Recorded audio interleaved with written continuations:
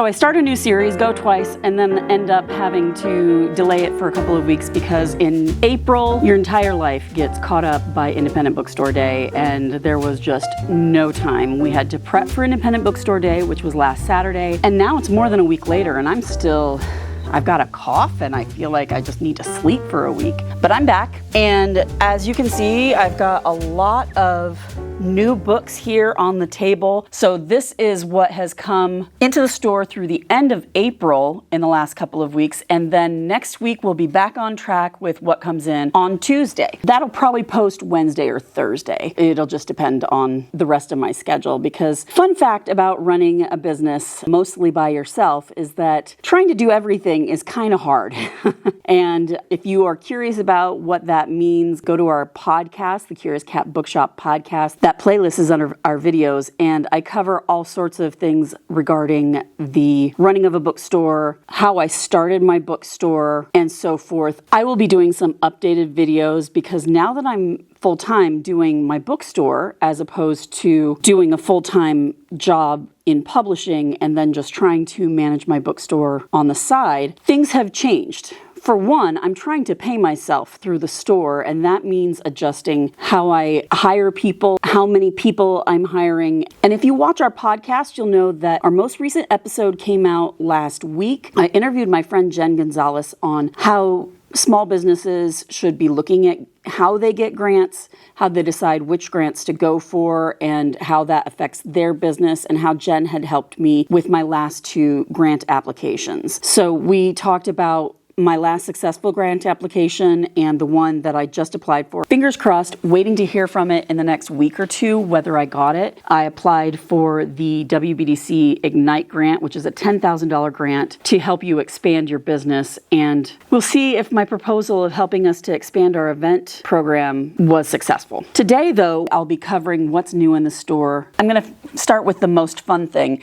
and that is this new sticker. I think I showed it in a reel or a short. This sticker is an illustration of the storefront by Kelly Latham. I hope I'm saying that right. And she is an artist who does a bunch of stickers and bookmarks that we carry, like these cute dinosaur stickers that we just got in last month. And she's doing a series of art showcasing the bookstores that she loves on Instagram. She's at Kelly Latham Art on Instagram, and she did us. And I loved it so much. And so we ordered 100 stickers right before Indie Bookstore Day, and I think we're down to about 36 now because they've gone so fast. They are so popular, and they're just adorable. So that's one new thing that's happened in the store. But let's talk about new books for kids. We've got Father's Day coming up, so we're bringing in a bunch of dad-focused books like World's Best Dad. This is a board book. We've talked before about how board books are amazing for toddlers because they are chewable. Sometimes board books are pop-up books which help with sensory development. Pretty much everything about a board book helps with fine motor and gross motor development, but also sensory development because sometimes they have fuzz on them, sometimes they have pop-ups. They're usually very bright colored, and they introduce basic concepts for very young children. Now, I should say that we're covering Father's Day because we've already got our Mother's Day display up. We've already ordered in our Mother's Day books. So if you are local and looking for Mother's Day items this week before Mother's Day on the 9th, I think that is this Sunday, we've got that up over here, and we're happy to fulfill that for you. We've also got blind dates with a book, especially for mom. I've posted a few photos, and they are not on the website because the blind dates have actually been flying off the shelves so fast that it's hard to keep them in stock long enough to take the time to get them up on the website. Once I get a little bit more breathing room now that Independent Bookstore Day is over, I'm going to do a separate blind date stock that is only listed on the website so that if you are not local to us and you want to order a blind date with a book, you'll be able to do that. Another new thing that is happening is that we are working on doing custom blind dates with a book because they make such great gifts. We actually had somebody at the holidays say that her husband was dealing with dementia, but he wanted her to buy him a gift for her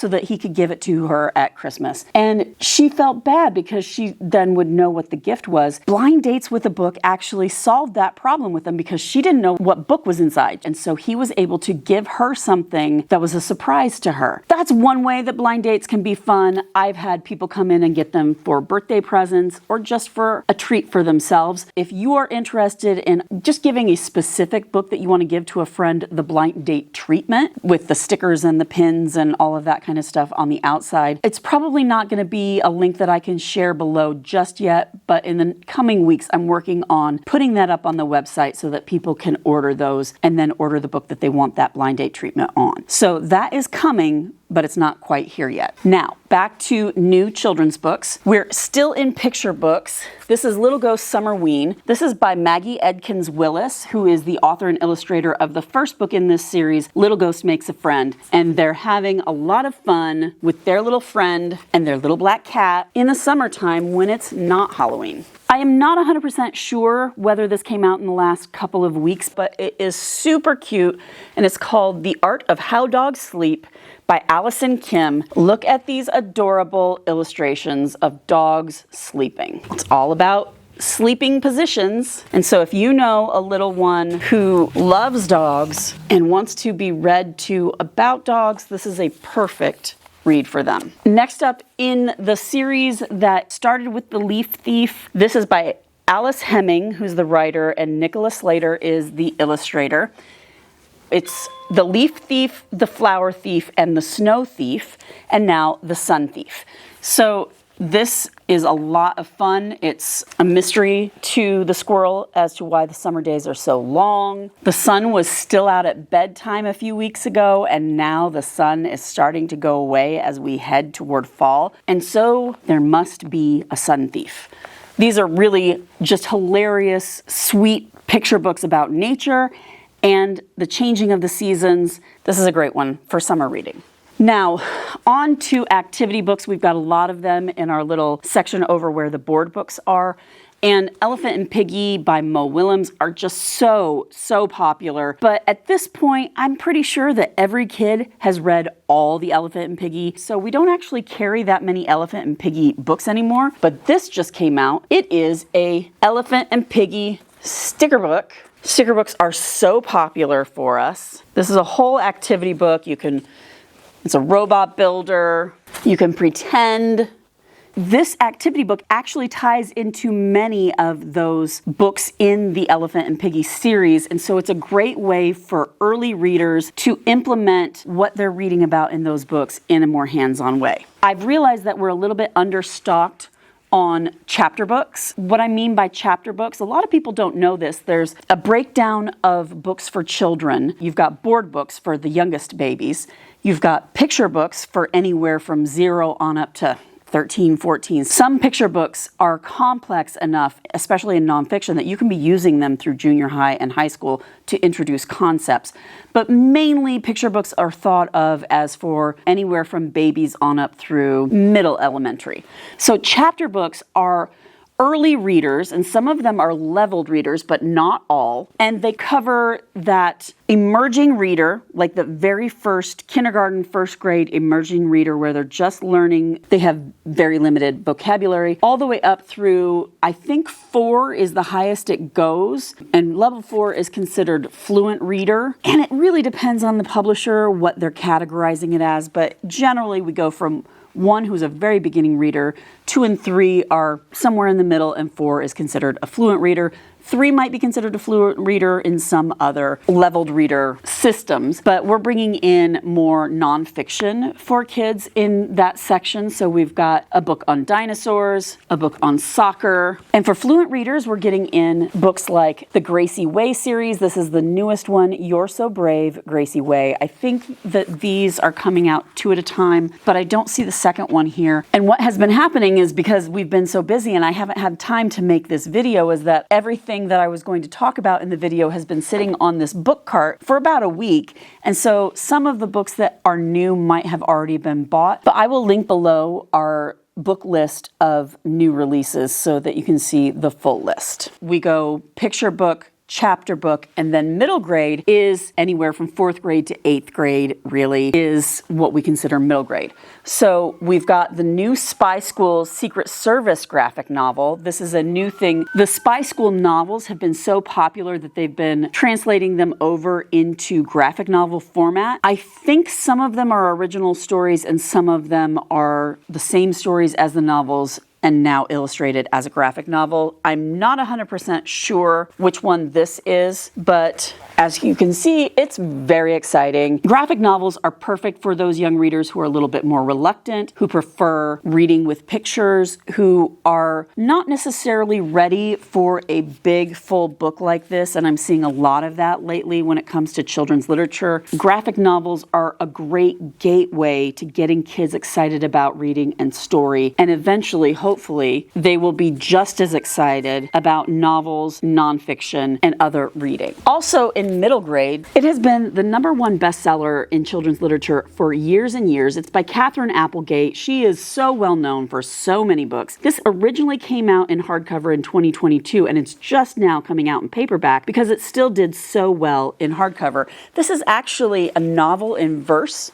So when I was talking about the length of a book like this is actually a little bit deceiving, and it can be really fun to show kids that it's not as intimidating as they think. It's based on a real-life story of an orphaned otter who came to the Monterey Bay aquarium program that pairs orphaned pups with foster mothers, basically, surrogate mothers. Also, 2 other fun middle grades that have just come out. If you are of a certain age, like me, you grew up on Choose Your Own Adventure. Choose Your Own Adventure is being revived. This one is Dungeon Crawl at the Haunted Mall. A toxic spill has rendered your local mall too hazardous to occupy, or at least that's what your parents told you. So you and your friends decide to go to the toxic haunted mall to find out what happens. But when you get there, your friend Drea is missing. Are you going to delve into the gnarly guts of the long dead mall in hopes of rescuing Drea? Or will Valdrant, a warlock from another dimension, get you first? So next up in middle grade is this delightful mystery by Sayantani Dasgupta,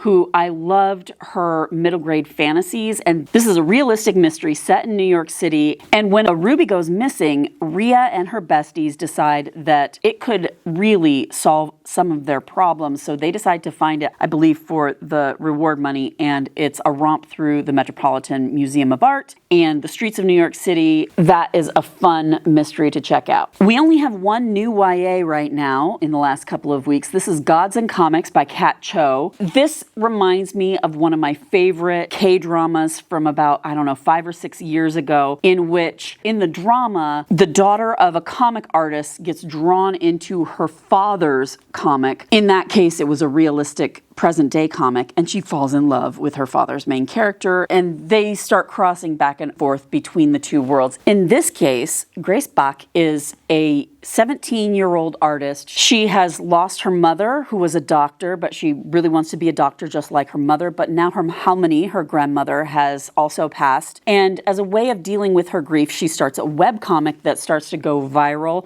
and it's based on the stories that her Halmoni told her about these Korean gods who, in her webcomics version, are 2 high schoolers who are cursed to roam the earth as mortals. And then the guy from her comic shows up and says he's one of those gods, and he proves it, showing his magic. I love that in the flap copy, they actually do call out 2 of the dramas that I was like, oh, this reminds me of W, the Two Worlds, is the K-drama that I just told you about, and the other is The Bride of Habet.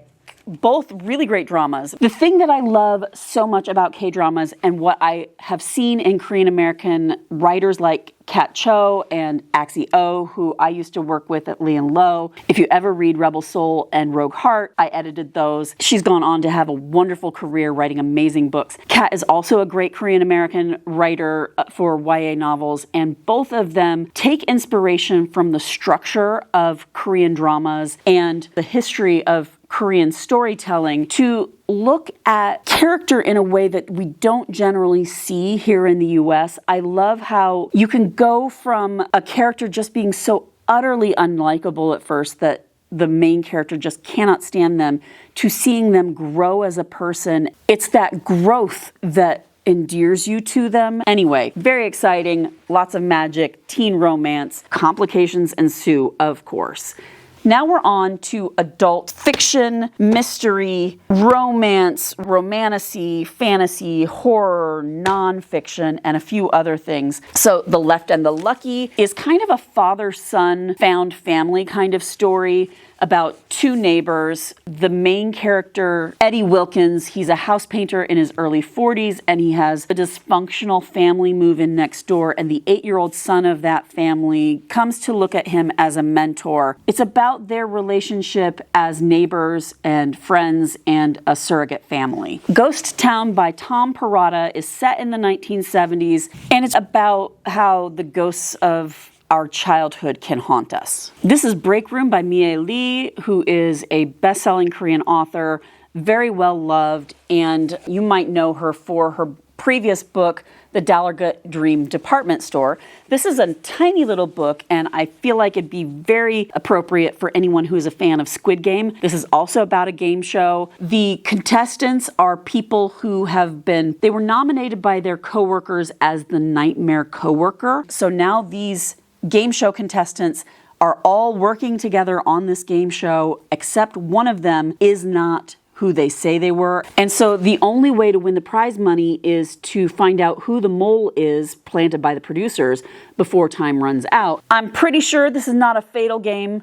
So if Squid Game was not your thing, but you like the concept of it, this one is probably a little bit more of that speed. Love and Other Monsters by Emily Franklin is historical fiction, and it looks at the time. We've got Mary Shelley, Percy Bysshe Shelley. It's that summer where Frankenstein was written with their friends when it's that summer they go to France and then this weird climate disaster happens and they're stuck in the house. I think a volcano had exploded. It might have been called The Year of No Summer. It's the summer of 1818. Anyway, that was a very weird summer, and they stayed inside the whole time telling stories to each other. Well, this is from the perspective of Claire Claremont. She's 18 and she's Mary Shelley's stepsister. She's also a writer, but we don't know her work today the way we do Mary Shelley. So this book is looking at that group from that summer that produced such literary works that affected our culture so strongly from the perspective of somebody that we've kind of forgotten. This is the new book by the author of The Apology, Jimin Han. This is Dreamt I Found You, and it is a retelling of Korea's version of Romeo and Juliet. The story is Chunhyang and Mongryong, and they have a tragic story the way that Romeo and Juliet does, and this retelling of it in a modern New England beach town twists that in hope that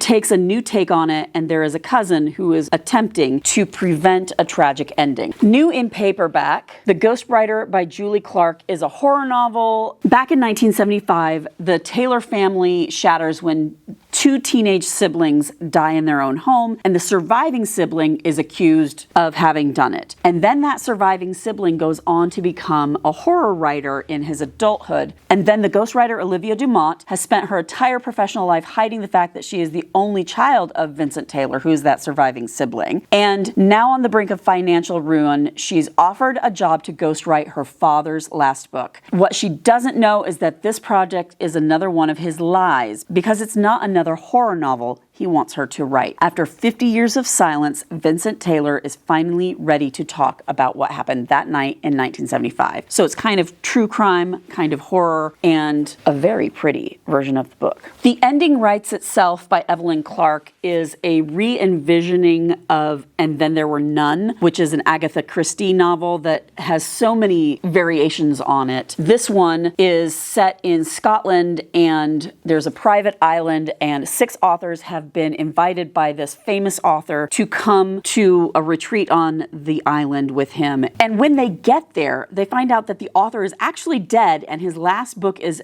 actually not finished. So these authors have been basically lured out there by this famous dead author's agent and editor, and they hope that one of these authors is going to write the ending of this book, but they only have 72 hours to do it, and it's a murder mystery.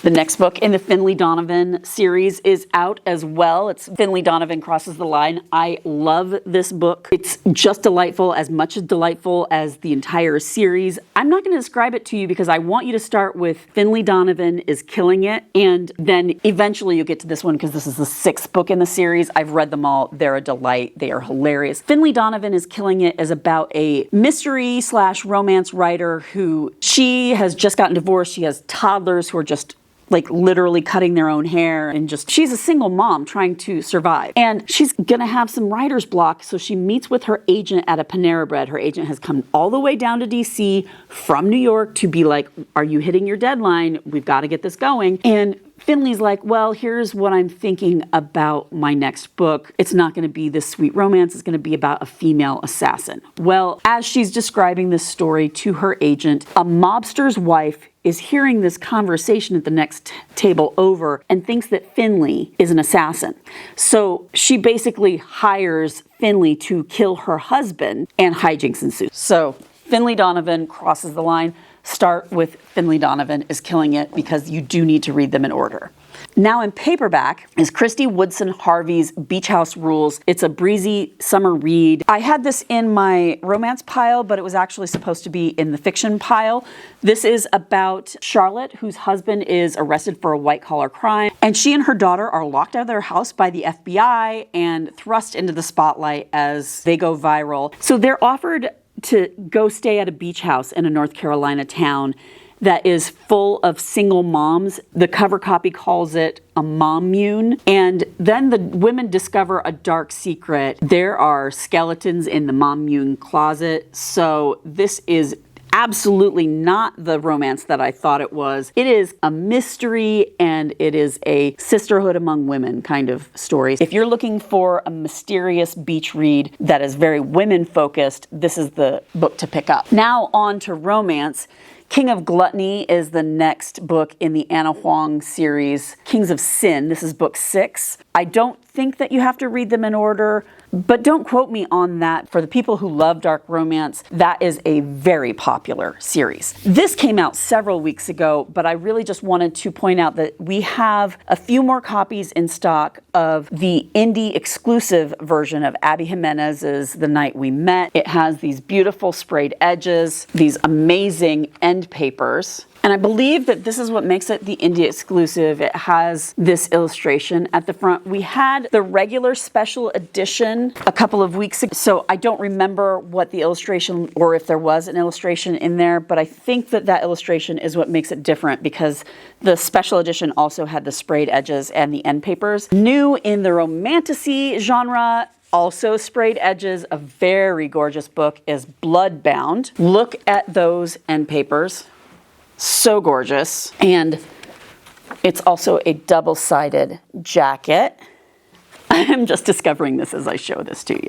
Astrid has always known that she is destined to die. I'm just going to read this to you because I have not had a chance to really look at this one yet. Astrid has always known that she is destined to die. She is the last Nocturne witch and heir to the kingdom of Arturia, cursed by a centuries-old covenant to duel the heir to the kingdom of Vatra for the source of all magic, the heart. And now Astrid's time is up. She's headed into enemy territory to face Prince Zrian, the most powerful dragon rider in eons, and with only her familiar, her potions, and her wits to aid her. She is going to die, and any chance her queendom has of curing the blight that's ravaging the lands and killing her people will die with her. Meanwhile, deep in Dragon Country, Skylar and her traveling troupe arrive in Vatra's capital, ready to profit off the legions of spectators swarming to the city ahead of the duel. She despises the royals and all they stand for, especially as the Kingsguard murdered her mother. But when her best friend disappears, suspected to have been taken in the conscription, her search takes her closer to the royals than she could ever have imagined. As the duel looms over the kingdom, Skylar and Astrid's fate intertwine. They must battle a growing rebellion, their inner demons, and ultimately those they love to determine if together they will save or doom the world. New in paperback in horror is The Devils by Joe Abercrombie. Between Two Fires is also new in horror, and this is new in hardcover. These end papers, man, they get really cool. And we've got sprayed edges, not as fancy as some of the romance, but... So this is fascinating because it's set in 1348 after the Black Death, or rather in the middle of it. Thomas finds a young girl who has survived her entire village dying of the Black Death, and she tells him that the Black Death is just the beginning and convinces him to take her to Avignon in France, where she will confront Lucifer, basically, and hell unleashes its wrath. So yeah, medieval horror. If this is your jam, it sounds really good. New also in romance, this is an original paperback, Diver's Heart by K.A. Knight. It's about divers for treasure and the romance that ensues. Now on to nonfiction. We have Dogs, Boys, and Other Things I've Cried About by Isabel Klee. She's a social media superstar behind Simon Sits. She's known for her dog rescue tales, and so this is her memoir that has just come out. Our bookseller, Sarah, has been super excited about this one. So it's clearly another day I'm wearing something else. And my camera died while I was in the middle of recording this on Friday. So this is my third attempt to finish this video. I'm gonna try it again. My video cut off when I was filming this last Friday. We've had some very busy weeks at the end of April. So I am just now, as you know, wrapping up what's new in the store just generally for a couple of weeks at the beginning of May. And then my camera stopped recording halfway through recording. So I tried it again and I went to check that footage and the card was full. So now we're trying it again after having emptied the trash because deleting wasn't enough. I had to empty the trash and we're gonna try it again. Okay, take 3. Once Upon a Time, There Was Truth, or Why We Need Fairy Tales by Jack Zipes is the latest by Jack Zipes. He's an expert in fairy tales. Those of us in children's literature, particularly those of us who have gotten Masters of Children's Literature at Simmons, will know Jack Zipes' work from our fairy tale classes. He's now a professor emeritus of German and comparative literature at the University of Minnesota. He's written so many books about fairy tales, their history, and their influence on our literature and on our culture. So this is one that I'm looking forward to reading. The Common Uncommon by Bernd Heinrich. He is a naturalist and a scientist, and this is his observations from living in the boreal forest of Maine. Just really great for those of us locally who love the forest and love nature writing. The Blood Countess is for all those vampire aficionados who have heard about Countess Elizabeth Bathory as a murderer of hundreds of young women. The legends say that she killed as many as 650 girls, but this is an exploration of the historic record that may have evidence that she was not the perpetrator, but perhaps one of the victims. So many of you know we just started a Democracy Reads book club with our local Indivisible chapter, Indivisible, Northwest Connecticut. This is not new in the store, but it's finally back in stock. Democracy Awakening by Heather Cox Richardson. And so this is our May read. We are going to be meeting on Thursday, May 28th at 7 p.m. right here in the store. Info on that is on our website at curiouscatbookshop.com/events. I just love everything that Heather Cox Richardson does. She really is great at putting our current events in the context of history and helping us to learn from those who have gone before, who have actively worked on building a democracy. And her conversations here on YouTube with Joanne Friedman always bolster me and help me to feel like there are things that I can do actively to protect democracy and to encourage my neighbors to do so as well. And so we're going to be talking about Democracy Awakening. And what I have been doing is also bringing in some nonfiction that might be of interest to that book club. So this one just came out in paperback. It's called Our Declaration, a reading of the Declaration of Independence in Defense of Equality by Danielle Allen. Danielle Allen is the James Bryant Conant University professor at Harvard University. She teaches a declaration at Harvard. The way that Joanne and Heather put the colonial era and stories from history and stories from the Civil War and the reasons why certain laws were put in place and how the Constitution was amended. They look at those documents from history and tell us about what the 15th Amendment really means. You know, that kind of discussion all the time here on YouTube. And this feels that Professor Allen is going to be approaching the Declaration of Independence in a similar way, as a living document that we can look at as a way to frame how we are standing up for our democracy right now. Get on the Job and Organize by Jazz Brisack. The subtitle is Standing Up for a Better Workplace and a Better World. This is new this week. We've got another union organizing book that's new next week that I'll cover in my next video about new books in the store. But Jazz was a union organizer when Starbucks their first store tried to organize. And I think they were the first successful one, but I'm not sure, and I haven't had a chance to really dig into it yet. I'm really loving this conversation that we're seeing about unionization at places that we're not normally expecting to be unionized, like service workers and doctors. There's a movement among some doctors to unionize. Over the last 10 or 15 years, we've seen unionization efforts among graduate students. When I was an adjunct at NYU, actually, I was a member of the union automatically. Just, I think last week or the week before, I don't remember which big publisher, HarperCollins already has a union, but there's another big one. It might be PRH, or it might be, I think it's PRH, but look on Publishers Weekly for more information on that. But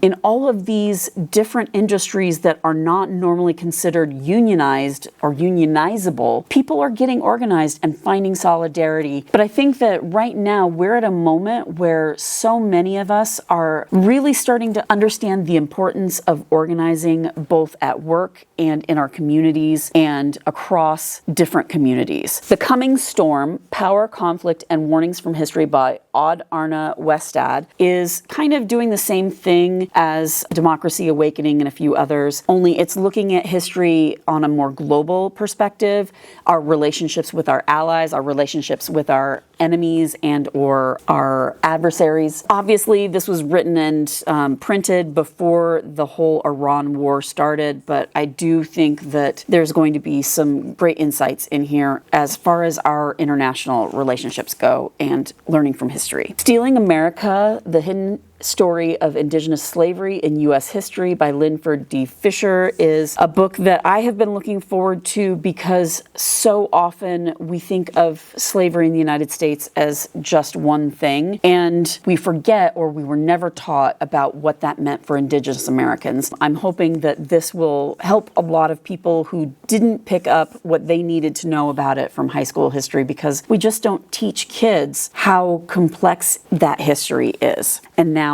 for some fun, we've got games. Pros and Cons, that's Prose. Pros is kind of like a Cards Against Humanity or Apples to Apples, only with a literary flair. And this one is not brand new. Some of you probably have played it before. It's been out for several years, but I have been trying to figure out where to order this for a long time because I have so much fun with it. It's called Cat Crimes, and you're literally just figuring out which cat did the crime. It's a nice short little game. It's great for the whole family, and I'm going to be taking this to my next dinner party to play with some friends. And then next up, something I've been really thinking about because people have really loved our pretty journals that we have here in the store, but two of the companies, one that we currently work with and one that I was about to order from, have started to embrace AI, and I am not okay with that. So I've stopped ordering from Peter Popper despite their very pretty journals, and I have decided not to order from Moleskine because they just released a Lord of the Rings journal that is AI art that basically rips off a very famous illustration from the Lord of the Rings. So that's not okay.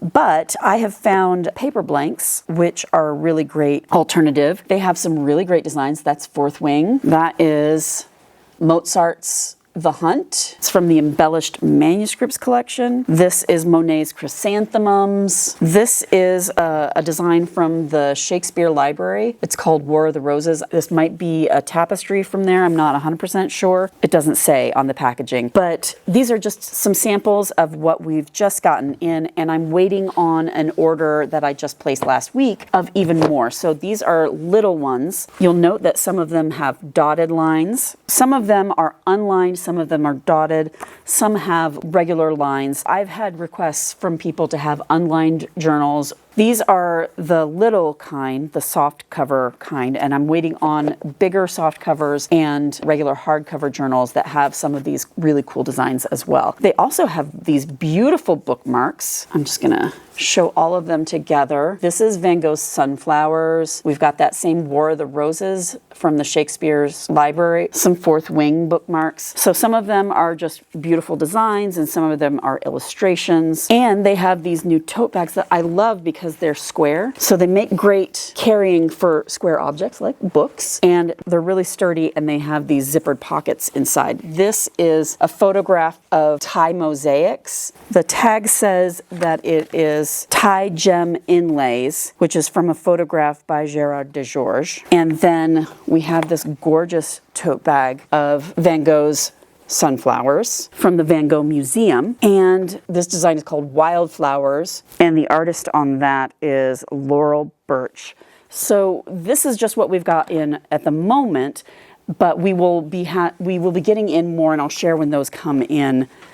We'll have a whole display that I'm putting back in the room with the nonfiction and the science fiction and fantasy. So that's what's new at the end of April. The amount that was in this couple week summary is almost doubled by what came in just today on May 5th. So we have a lot to cover. I'm hoping to get it out by Friday. Today is Tuesday, so I will be filming it tomorrow on Wednesday, and hopefully I'll be getting it out to you by Friday. As you can understand, I'm doing a lot of things myself these days, trying to do the YouTube stuff and all my bookstore owner stuff of paying the bills and keeping track of the inventory and returning books. And I've been doing a lot of blind dates with a book. Actually, I'll tell you about that in another video, because those have been very popular for us, and I will do a demonstration for you later. Just a lot has been going on. Independent Bookstore Day was so busy. It was really wonderful. If you are in Connecticut, by the way, the Connecticut Book Trail runs through Labor Day. So you can still go on it, and it makes a really great way to do day trips throughout the summer to visit bookstores all over the state. So we'd love to see you up here in Northwest Connecticut. Come and visit us, spend some time, go eat at Mama Pho or down the street. There's a brewery down the street. There are a couple of really great restaurants. We have a really great Lebanese restaurant, New James, that's Noujaims,